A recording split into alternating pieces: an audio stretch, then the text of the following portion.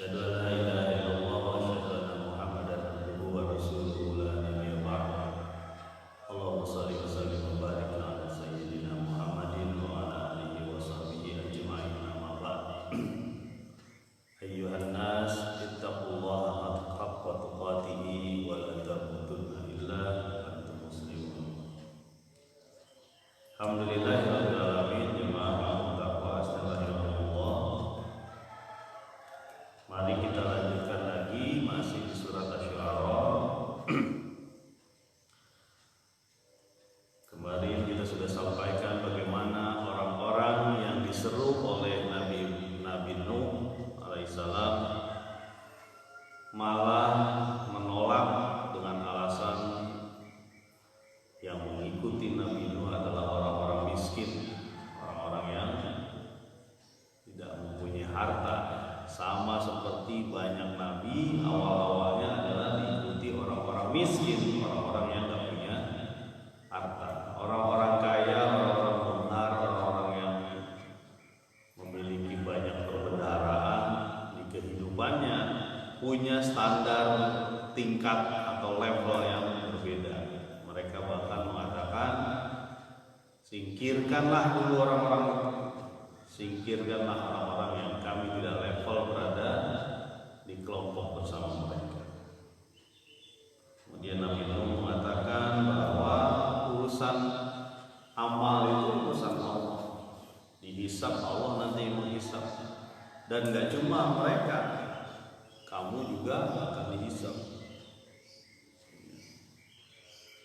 Dan kami, Nabi Nuh maksudnya adalah hanya pemberi peringatan, hanya memberitahu. Jadi gak peduli mana dia miskin, mana dia kaya, mana dia orang biasa-biasa, disampaikan semua sama Nabi Nuh. Mari kita lanjutkan di ayat yang ke-116 surat Asy-Syu'ara.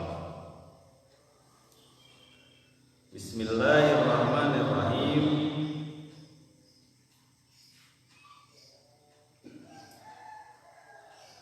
Qalu la illam tantahi ya Nuh latakunanna minal marjumin. Berkata mereka, kaumnya Nabi Nuh,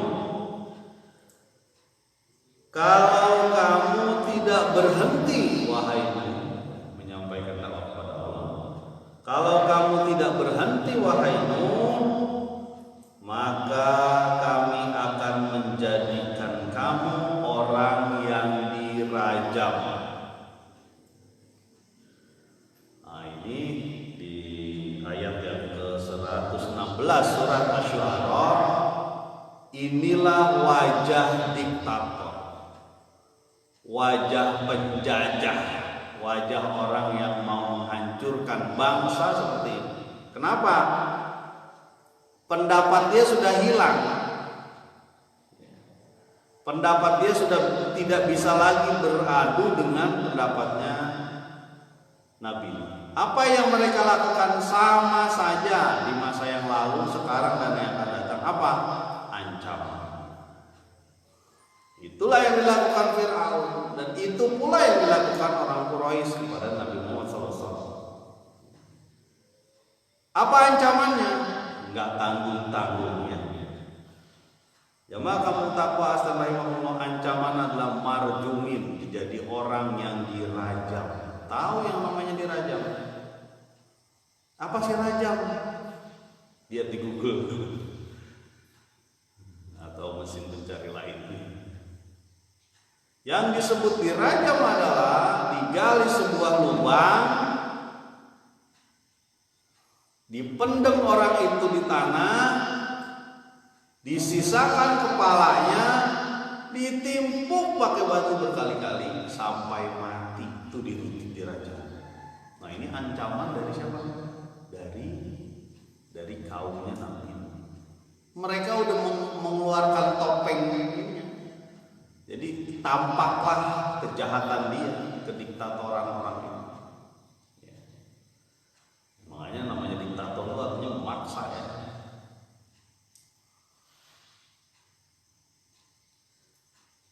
Kalau kamu tidak berhenti, wahai Nuh, maka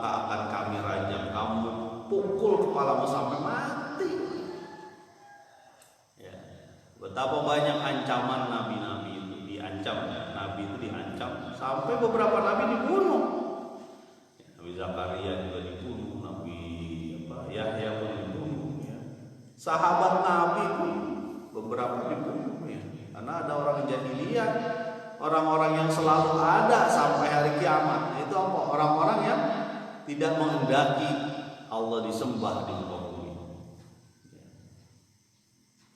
Nabi Muhammad SAW waktu perang Badar itu sampai berdoa, wahai Allah Subhanahu Wa Taala, kalau Engkau kalahkan kami atau kami dalam perang ini kalah, tidak ada lagi yang akan menyembahmu ya Allah di muka bumi. Tapi Allah memberikan pertolongan.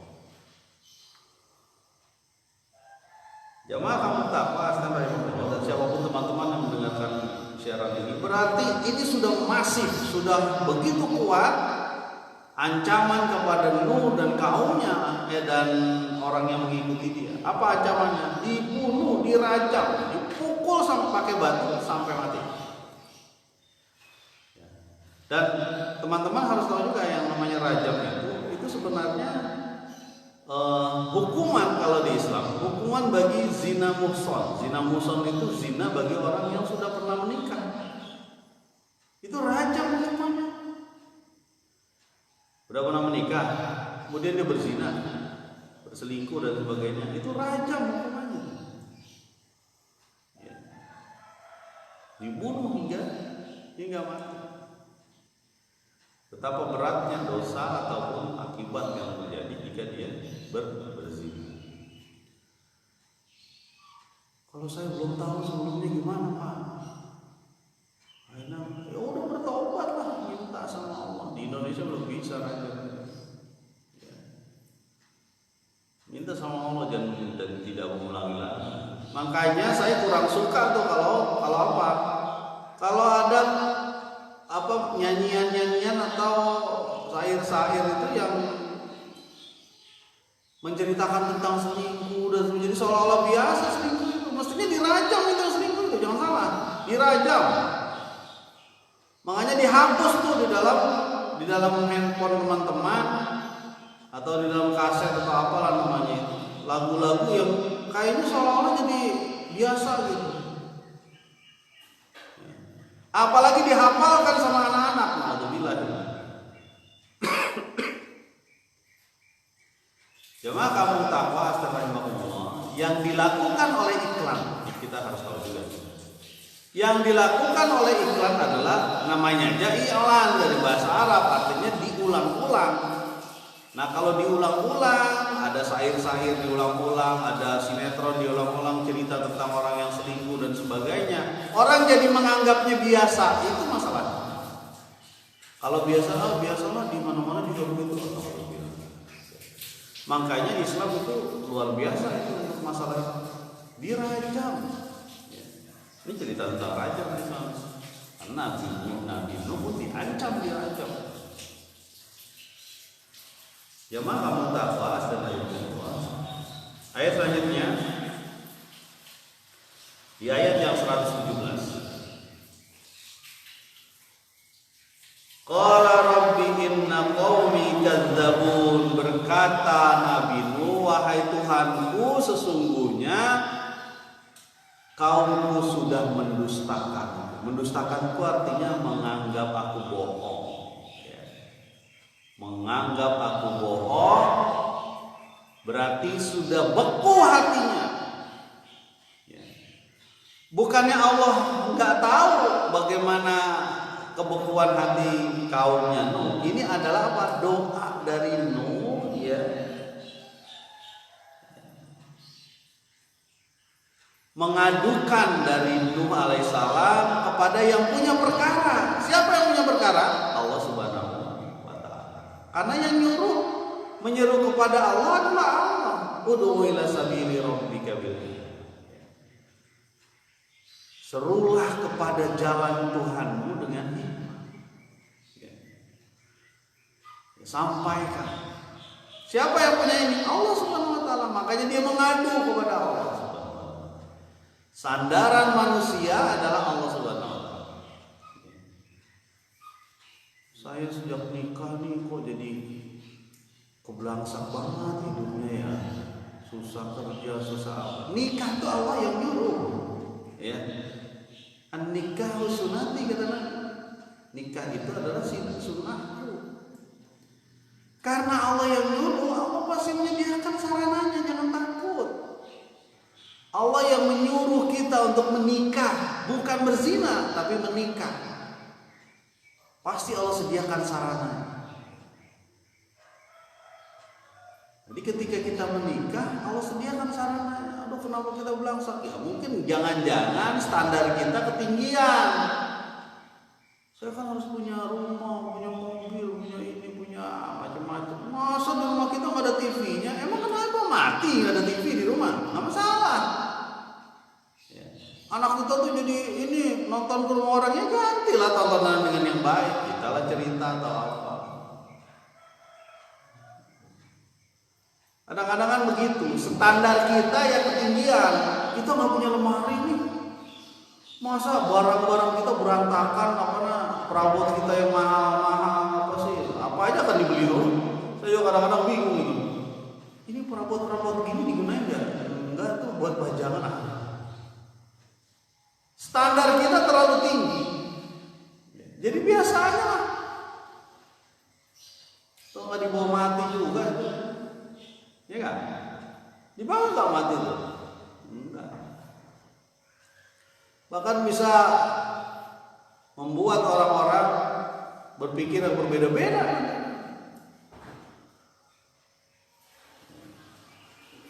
Ya, kembali lagi ya kita ya. Jadi Nabi Nuh ini memohon kepada Allah, mengembalikan urusannya kepada Allah. Ya Allah, mereka sudah mendustakanku. Tapi jangan salah, Nabi Nuh itu menyerunya berapa? Ratusan tahun. Ratusan tahun dia menyeru terus, sampaikan terus. Ya. Sampaikan terus ayat Allah, sampaikan terus. Sampai berbusa mulut ataupun sampai lelah, keringet, sampai jadi garam kira-kira begitu. Kok keringet jadi garam? Soalnya kadang-kadang kalau lagi olahraga atau keluar keringetan tuh asin gitu ya. Padahal yang keluar dari ininya asin. Kristal-kristal mineral. Sampaikan, dan dia menyampaikan ratusan tahun Nabi Nuh. Nah, umurnya memang ya, jadi Nabi Nuh sudah melihat kekerasan hati dari masyarakatnya. Mudah-mudahan masyarakat kamu Western gak kerasnya hatinya. Mudah-mudahan lah. Ciri-ciri gak keras hatinya adalah ketika diajak kebaikan mau, itu satu. Ciri-cirinya. Diajak gotong royong mau, diajak membantu tetangga mau, diajak menuju ke masjid musola mau, diajak bantu motong korban mau, diajak mau membersihkan kampung mau. Nah, itu ciri-ciri hatinya hidup. Tinggal ditambah aja diajak ke masjid mau berjamaah, itu aja masalahnya.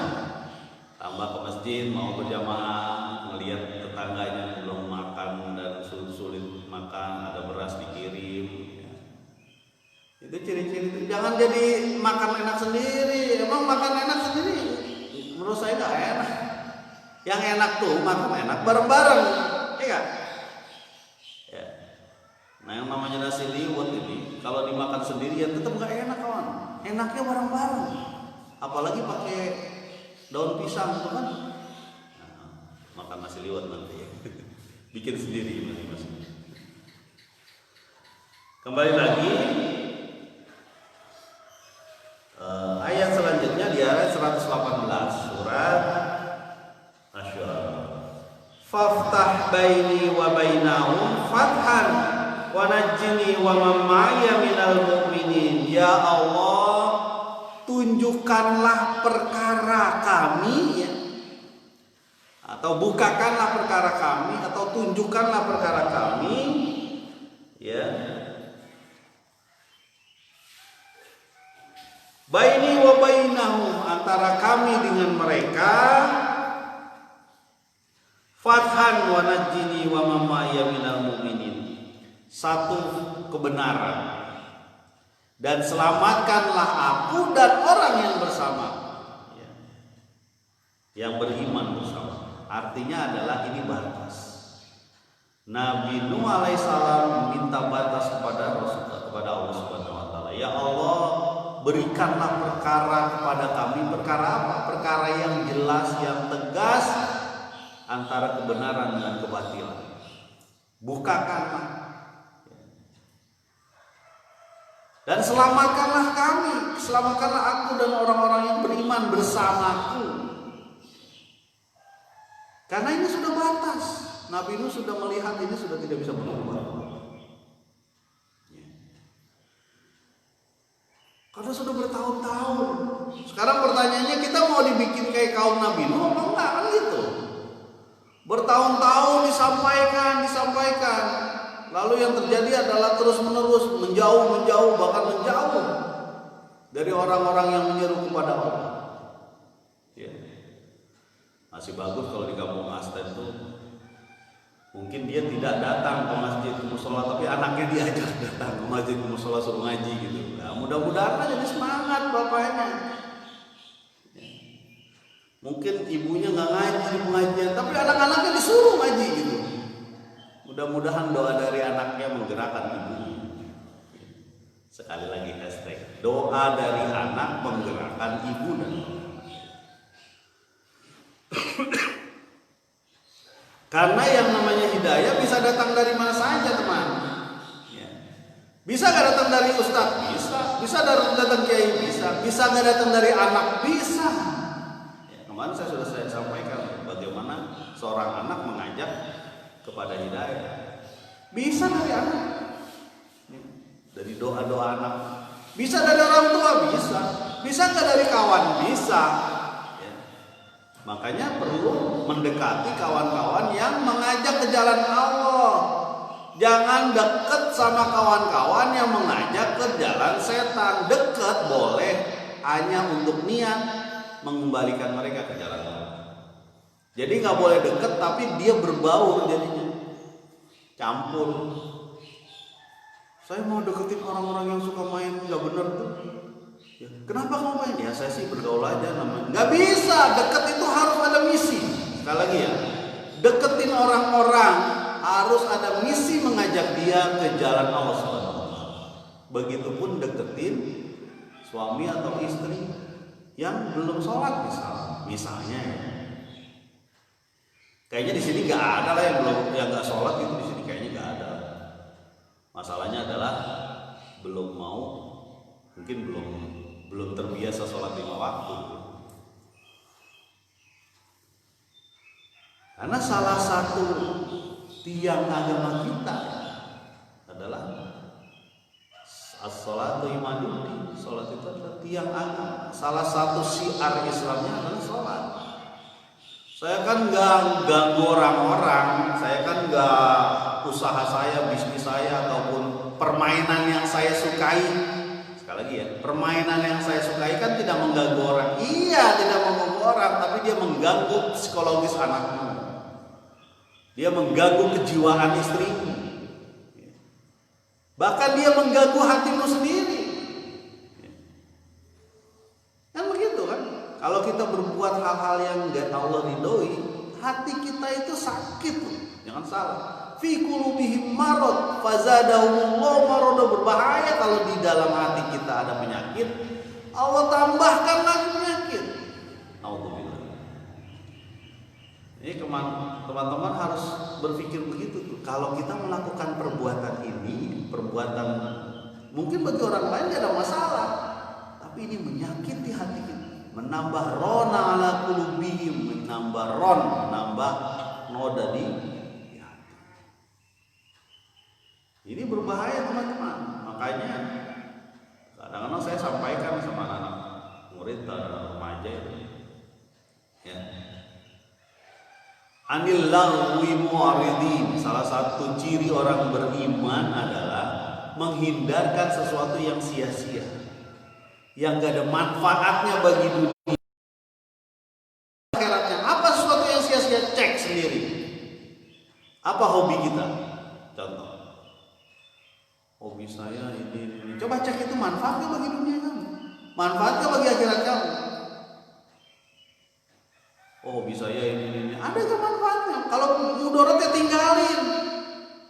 gimana Pak? Ini kan sudah pergaulan. Bismillah minta sama Allah akan diganti lagi dengan pergaulan yang lebih baik. Sekali lagi ya, kalau kita niat menghilangkan sesuatu dari barang haram, Allah akan jadikan kesenangan itu di jalan Allah. Kita misalnya nih menghindari kemaksiatan, menghindari apalah kegiatan-kegiatan yang menurut kita sendiri kita tahu Allah tuh gak ridho di situ, kita hindarkan. Nanti Allah ganti dengan kegiatan dan kesenangan yang Allah sukai. Kita lanjut lagi. Jadi ini Nabi Ibrahim meminta pertolongan kepada Allah, tolong putuskan perkara ini, selesai. Ya, orang-orang sudah membatu, hatinya sudah membatu, bahkan mengancam jiwa kami dan orang-orang yang beriman kepada Allah Subhanahu wa taala. Maka adakan batas waktu antara kami dengan mereka. Kemudian Allah mengabulkan doa Nabi Nuh alaihissalam. Di ayat 119, fa'anjainahu wa man ma'ahu fil fulkil mashhur. Maka kami selamatkan dia, Nabi Nuh alaihissalam, dan orang-orang yang bersama dia fil fulki dalam perahu yang penuh muatan. Jadi di sini tidak disebutkan prosesnya, ada di beberapa surat lain keterangan lain mengenai bagaimana Nabi Nuh membuat kapal dan sebagainya. Di sini adalah hasil akhir dari pertarungan antara jahiliyah dan Islam, antara jahiliyah dan orang yang menyembah Allah. Dari awal-awal sejarah manusia lah pada saat itu. Apa akhirnya? Ya, bahwa orang-orang yang mengikuti Nabi Nuh diselamatkan. Ya. Orang-orang beriman diselamatkan. Jadi yang namanya orang beriman itu ajabali amril mukmin. Ketika ajaib urusan orang mukmin itu ajaib. Kenapa? Ketika dia diberi nikmat, syakar, bersyukur. Ya. Ketika diberi ujian, bala, fitnah dan sebagainya, sabar, dia bersabar. Dan itu baik buat dia. Jadi dua-duanya orang mukmin itu nggak ada masalah, mau dikasih nikmat, mau dikasih ujian, itu nilainya pahala kebaikan. Ya. Bagaimana suami yang dikasih ujian? Ya, si Allah yang dikasih ujian apa? Nabi Lut, istrinya ngikut orang-orang yang orang-orang Sodom kan. Dan bagaimana istri yang diuji suami? Asia, istrinya Firaun. Firaunnya begitu. Dan semuanya ada kesabaran. Ketika ada kesabaran, disitulah Allah memberikan pertolongan. Ya. Sama seperti sabarnya Nabi Nuh. Makanya kalau ada yang bilang, wah anak saya mah hese pak, kumaha weh, kumaha parpan weh katanya. Ya minta doanya lah supaya anak ini jadi bersama-sama masuk surga. Kumaha parpan weh, carekan atau apalah gitu. Dijewer, ya nggak bisa begitu. Orang-orang dijewer mungkin nak KDRT lagi. Kekerasan dalam rumah tangga. Berdoalah minta sama Allah. Fa'anjainahu wa man ma'ahu fil fulkil mashhur. Nah, ayat selanjutnya, ini kesudahannya. Tsumma aghraqna ba'dul baqin, lalu kami tenggelamkan orangnya sesudahnya, atau orang yang tertinggal atau orang yang ditinggal dari perahu yang penuh ya. Dan kita sudah tahu bahwa perahunya ada apa? Ada manusia, ada hewan yang pasang-pasangan. Sudah sempat kita ceritakan. Ditenggelamkan orang musyrik ya, dalam satu banjir besar sama mirip betul kayak Fir'aun yang nelen air laut. Mirip. Orang-orang yang beriman akan diselamatkan dan orang-orang yang ingkar akan dihancurkan. Sekarang pertanyaannya, Pak, kalau di kampung kita kan semua beriman, apakah kita akan dihancurkan? Mana tahu, Allah yang tahu, kita nggak tahu. Ya. Allah yang tahu. Oke, beriman, kampung kita semua beriman. Coba lihat, ada kemaksiatan nggak di kampung ini? Kalau saya ngomong ini, ada kemaksiatan nggak di kampung ini? Yang di dalam hati pada bilang ada. Iya, betul. Dan masalahnya kita bergerak atau tidak? Paling nggak kan pabilisan nih pakai bicara. Kalau nggak bisa pabikol nih pakai call, pakai hati. Udah bismillah jalan apa? Jalan menuju Allah. Pak, tapi kan kalau pagi-pagi nggak pada bangun, Pak, ya bangunin istrinya, jangan diem aja. Saya Pak, bilang minta sama Allah kalau perlu sambil dipeluk tuh suaminya untuk membangunkan dia waktu subuh. Ya. Isin atau Pak sama anak peluk suami kan nggak apa-apa, nggak kenapa. Peluk suami, abang kita sholat subuh bang, gitu. Oh, begadang malam-malam sholat subuh. Bang, kita kan membangun keluarga ini sakinah bang, pengennya surga bareng-bareng bang. Ya, surga bareng-bareng jangan di mana saya di mana nanti di surga, di akhirat. Ayo bareng-bareng. Ajak terus, jangan diamin aja, jangan. Si A aja suka melakukan hal yang gak benar, ajak ayo bismillah, minta sama Allah supaya anak kita juga jalannya benar, gitu. Anak kita jalannya benar, kemudian orang tetangga kita juga jadi aman, jadi nyaman.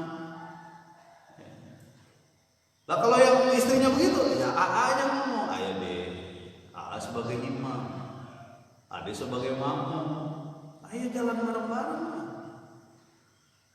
Imam nih, Ade makmum. Kan namanya bukan imam, iya itu sebutan aja. Ya. Ajak aja. Anak juga begitu, ajak anak itu. Kenapa? Makanya sekarang tuh di TPA kan saya kasih checklist nih, sholat. Ya. Di TPA saya kasih checklist kan, sama Kak Fajar atau Kak Adit. Itu suruh tanda tangan di rumah tuh orang tua tuh. Biar orang tuanya tahu berapa hari ini anaknya sholat, berapa kali. Nanti dia tanda tangan. Paling enggak orang tuanya diingatkan bahwa nanti kita akan dihisap mirip seperti itu. Hari ini kamu sholat berapa kali ya? Ya saya 2 kali, habis sibuk dengan kerjaan. Yang tanda tangan emaknya doang, bapaknya nggak pernah ngeliat anaknya sholat berapa kali. Ya kasih, emaknya ngasih ke bapaknya nih, bapak, anak kita selama 1 minggu sholatnya alhamdulillah tadinya 2, sekarang udah mulai 4 setiap hari. Alhamdulillah. Jangan disindir, bapak nggak kayak gitu ya jangan. Ayo Pak kita bareng-bareng. Kan enak keluarga sakinah tuh. Ya. Mau nggak dapat keluarga sakinah? Minta sama Allah. Pasti dapat, dan saya yakin sampai hari ini saya tidak berubah keyakinan saya. Di kampung bakal jadi kampung takwa. Makanya dari awal saya ngomong jamaah kampung takwa insya Allah. Dan ditutup dengan ayat yang diulang-ulang terus.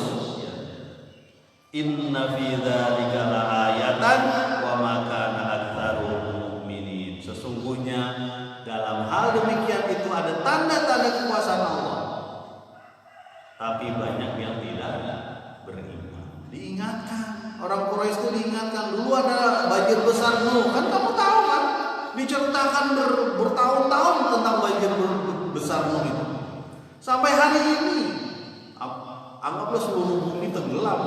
Orang kafir Quraisy, orang ingkar tuh nggak ada sama sekali, tinggal orang mukmin.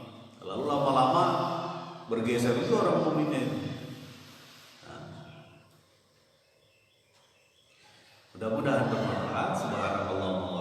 bihamdika asyhadu an la ilaha illa anta astaghfiruka wa atubu ilaik. Assalamualaikum warahmatullahi wabarakatuh.